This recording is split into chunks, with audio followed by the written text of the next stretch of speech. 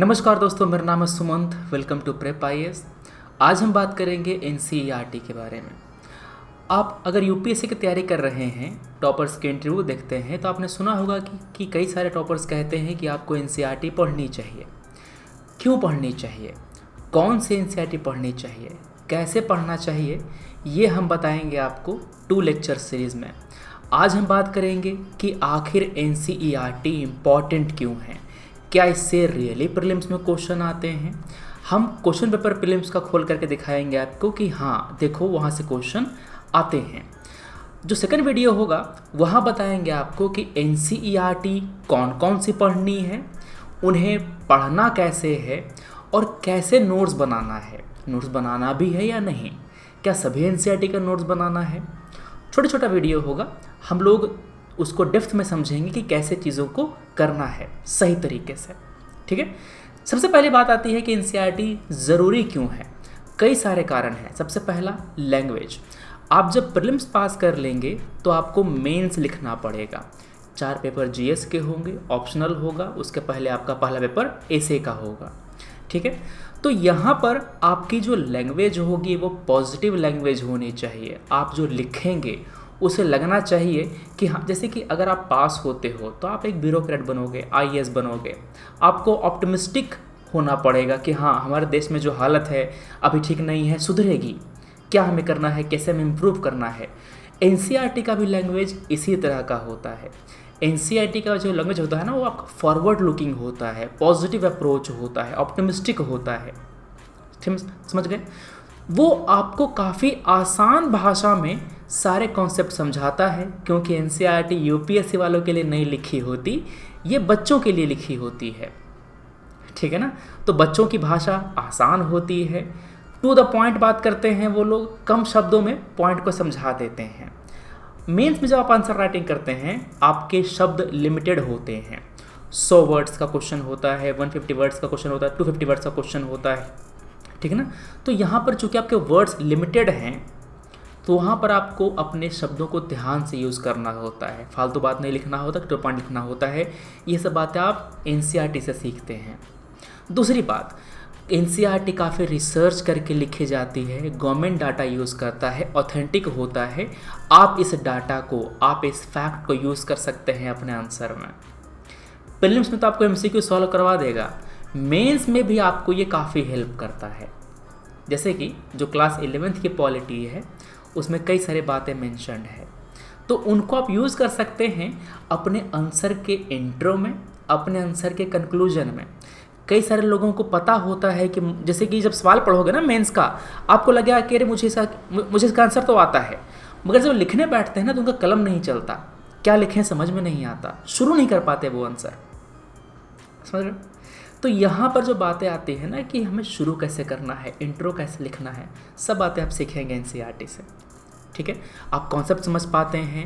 जो भी कीवर्ड हैं आपके किताब में उन पर सवाल पूछे जाते हैं, कैसे, हम सब बताएंगे आपको। ठीक है, अब एनसीईआरटी जब पढ़ना शुरू करते हैं तो आपको एक शेड्यूल बना के करना पड़ेगा कि मुझे इतने दिन में ये किताब ख़त्म कर लेना है। जनरली अगर आप 1 घंटा पढ़ाई करते हैं तो 1 घंटा में आपका 12 पेज का टारगेट होना चाहिए कि मैं 12 पेज पढ़ डालूंगा। ये मीडियम टारगेट है, टफ टारगेट नहीं है। आप पढ़ के देखिए, आप पूरा कर लेंगे। अगर नहीं हो पाता तो अपने आपको पुश कीजिए, 8 पेज, 9 पेज, 10 पेज, इस तरह से आप धीरे धीरे बढ़ेंगे। पहले दिन हो सकता है आप 6 पेज पढ़ पाएँ, 2 दिन में फिर आप पहुँच पाएँ 8 पेज तक। धीरे धीरे बढ़िएगा। 12 पेज आ गया, ठीक है, स्पीड अप बढ़िया है, पढ़िए आराम से। समझ गए। सारा एनसीईआरटी नहीं पढ़ना होता, सारा एनसीईआरटी नहीं पढ़ना होता। जो हमारे सिलेबस का पार्ट है, मतलब कि जो टॉपिक हमारे सिलेबस में है उन्हें कवर करने के लिए हम लोग एनसीईआरटी पढ़ते हैं। कौन सा पढ़ना है सब बताएंगे। क्या एनसीईआरटी यूपीएससी के लिए मस्ट है? हाँ, ज्योग्राफी की एनसीईआरटी, जैसे जो हमारा ज्योग्राफी है ना टॉपिक, एनसीईआरटी से ही कवर करते हैं हम लोग। आर्ट एंड कल्चर का बहुत ही इंपॉर्टेंट टॉपिक है, वो 11th का जो फाइन आर्ट्स है ना उससे हम लोग कवर करते हैं, प्लस कुछ और किताबें होती है, सिंघानिया वगैरह, सब बताएंगे आपको। तो एनसीईआरटी बहुत ही बड़ा रोल प्ले करता है। लिबर्टी क्या होता है, लिबर्टी से आप क्या समझते हैं, ये जो सवाल था वो क्लास 11th की पॉलिटी से पूछा गया था। ये आपको लक्ष्मीकांत में नहीं मिलेगा। ठीक है, पूरा चीज़ एक्सप्लेन करता है, फ्रीडम का क्या मतलब है, लिबर्टी का क्या मतलब, दोनों में अंतर क्या होता है, ये सब आपको एनसीईआरटी में ही मिलता है। हर टर्म को वो लोग एक्सप्लेन करते हैं। ठीक है, और क्या एनसीईआरटी सफिशिएंट है? नहीं, एनसीईआरटी ज़रूरी है, मगर केवल एनसीईआरटी से काम नहीं चलेगा। आपको स्पेक्ट्रम का मॉडर्न इंडिया पढ़ना पड़ेगा, लक्ष्मीकांत पढ़ना पड़ेगा, एआरसी रिपोर्ट की जो रिकमेंडेशंस होती हैं कुछ कुछ रिपोर्ट की, फॉर एग्जांपल एआरसी का जो 4th रिपोर्ट है एथिक्स इन गवर्नेंस, ये पढ़ना पड़ेगा आपको GS4 के लिए। फिर पढ़ना पड़ेगा आपको पब्लिक ऑर्डर GS3 के लिए, इंटरनल सिक्योरिटी। सबकी रिकमेंडेशन पढ़नी होती है बस, ताकि जब हम आंसर लिखें तो उसमें अपना वे फॉरवर्ड देते टाइम इन पॉइंट को हम लोग यूज़ कर सकें। ठीक है, तो आपको बेसिक सवाल का जवाब मिल गया। अब करते क्या हैं, हम लोग पेपर खोलते हैं यूपीएससी का और देखते हैं कि सवाल कहाँ से पूछा जाता है। तो देखो, हम लोग पेपर खोलते हैं सबसे पहले जो 2020 प्रीलिम्स है उसका। ठीक है, आपको बाईं तरफ सवाल मिलेगा इंग्लिश भाषा में, दाएं तरफ मिलेगा आपको हिंदी भाषा में। चलो, तो देखो, पहला सवाल आपका आधार पे है, ये करंट अफेयर पे सवाल है, आधार एक्ट न्यूज़ में था इसलिए सवाल पूछा गया था। एमपी लैड्स, ये भी जो सवाल है वो न्यूज़ से आया है। क्यों सर? क्योंकि एमपी लैड्स को ये कहा जाता है कि ये जो सेपरेशन ऑफ पावर है उसको वायलेट करता है। एक लेजिस्लेचर को, मतलब कि एक ऐसा व्यक्ति जो लेजिस्लेचर का मेंबर है उसको आप एग्जीक्यूटिव का काम दे रहे हो, ठीक है ना, तो कहा जाता है कि ये वायलेट कर रहा है सेपरेशन ऑफ पावर को। अब देखो नीचे, यहाँ पर ये सवाल एनसीईआरटी से नहीं था, यहाँ पर देखो, Rajya Sabha has equal power with Lok Sabha, ये क्लास 11th का जो पॉलिटी है इंडिया कॉन्स्टिट्यूशन एट वर्क, उससे सवाल पूछा गया है। वैसे ही सवाल पूछा गया आपको फंडामेंटल राइट पे, which of the following category of fundamental right incorporate protection against untouchability. Article 17 के बारे में सवाल पूछ रहा है आपका, कौन से मौलिक अधिकार में है? Exploitation, freedom, constitutional remedies, equality, किस में है? बेसिक सवाल है फंडामेंटल राइट का। अगला है, in India separation of judiciary from the executive, ये कहाँ मिलता है? क्या प्रियम्बल में मिलता है, लिपिस में मिलता है, शेड्यूल में मिलता है? देखो, शेड्यूल में आपको 3 शेड्यूल दिया गया है, यहाँ पर 3 लिस्ट दिया गया है, यूनियन लिस्ट, स्टेट लिस्ट और कंकरेंट लिस्ट। एक्चुअली ये पावर को डिवाइड करता है यूनियन और स्टेट में। ठीक है, कन्वेंशनल प्रैक्टिसेस। तो जो क्वेश्चन है ना, बेसिक सवाल है, इसमें एनसीईआरटी से पूछे गए हैं। आगे आ जाओ, अगला सवाल है, a constitutional government is by definition is what? Constitution government पर लिमिटेशन लगाता है, लिमिटेड गवर्नमेंट का ये पहचान है कॉन्स्टिट्यूशनल गवर्नमेंट। समझ गए बात? तो यहाँ पर बात ये है कि आप जब क्लास 11th का पॉलिटी पढ़ रहे होंगे तो वहाँ पर ये सीधी बात बताई गई है कि संविधान का काम क्या है, कॉन्स्टिट्यूशन हम लोग बनाते क्यों हैं, क्या ज़रूरत है कॉन्स्टिट्यूशन का, पहले चैप्टर में मेंशन किया गया है। हम लोग इग्नोर करते हैं एनसीईआरटी। लक्ष्मीकांत पढ़ के सोचते हैं कि हमको ज़रूरत नहीं है पढ़ने का, नहीं, लक्ष्मीकांत ऐड ऑन है, वो बेसिक है, वो पढ़ना पड़ेगा आपको। ठीक है, आगे आ जाओ।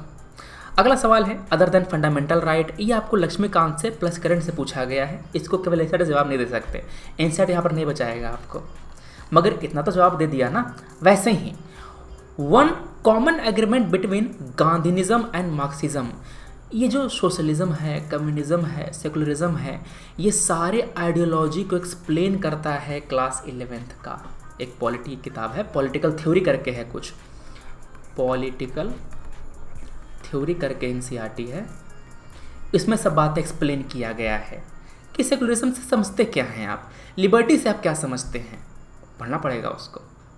ठीक है, पार्लियामेंट्री सिस्टम का जो गवर्नमेंट होता है, जैसे गवर्नमेंट में 2 तरह का होता है, एक होता है प्रेसिडेंशियल जैसे कि यूएस में मिलता है, दूसरा होता है पार्लियामेंट्री जैसे कि इंडिया में मिलता है, ब्रिटेन में मिलता है।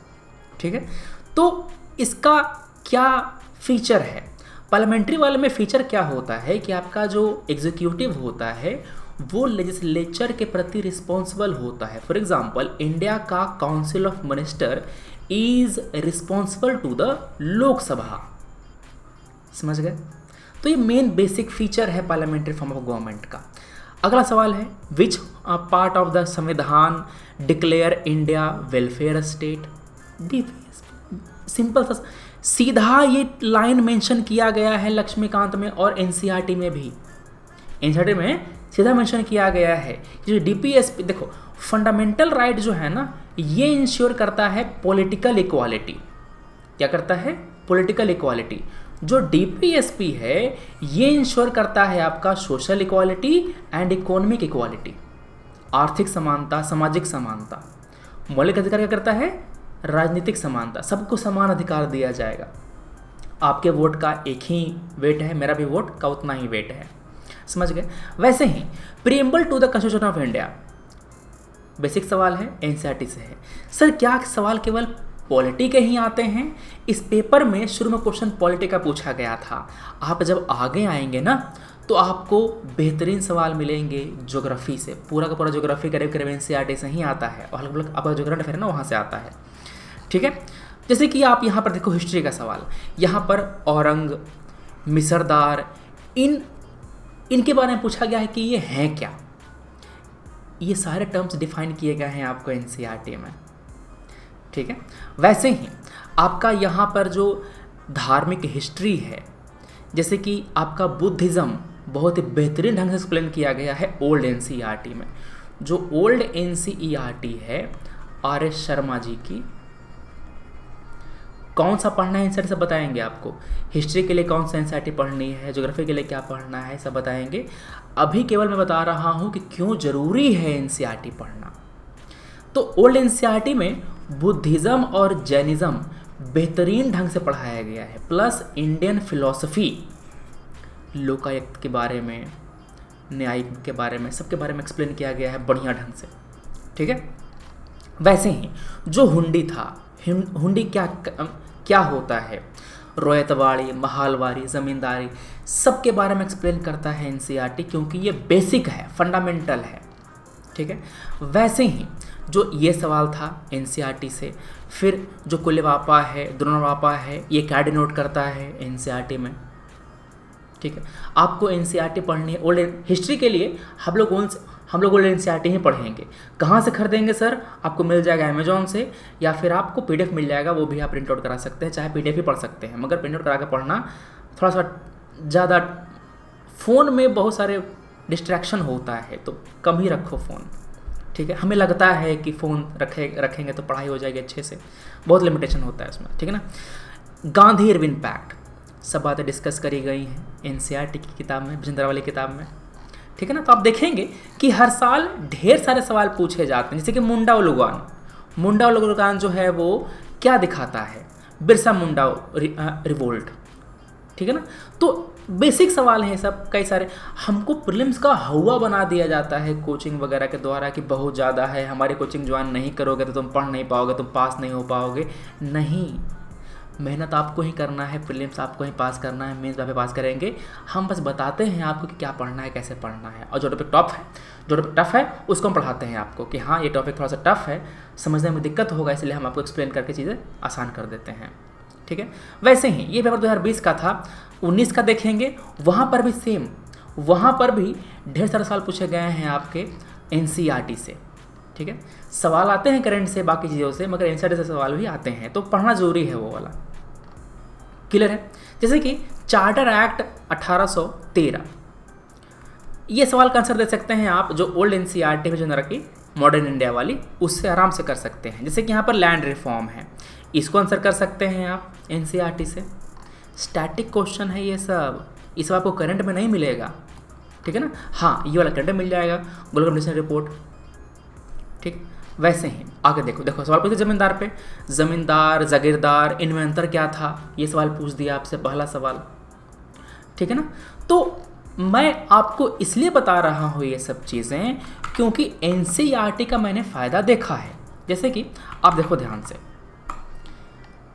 यहाँ पर लगातार आप इस तरह के नंबर ला पाएंगे अगर आपका बेस मजबूत होगा। होता क्या है ना कि प्रीलिम्स का तैयारी हम लोग नहीं करते, हम लोग मेंस का तैयारी करते हैं, और मेंस की तैयारी में हमारा प्रीलिम्स का तैयारी हो जाता है। प्रीलिम्स के लिए हम कुछ अलग से नहीं पढ़ते, बस हम मॉक सॉल्व करते हैं प्रीलिम्स के लिए खास करके।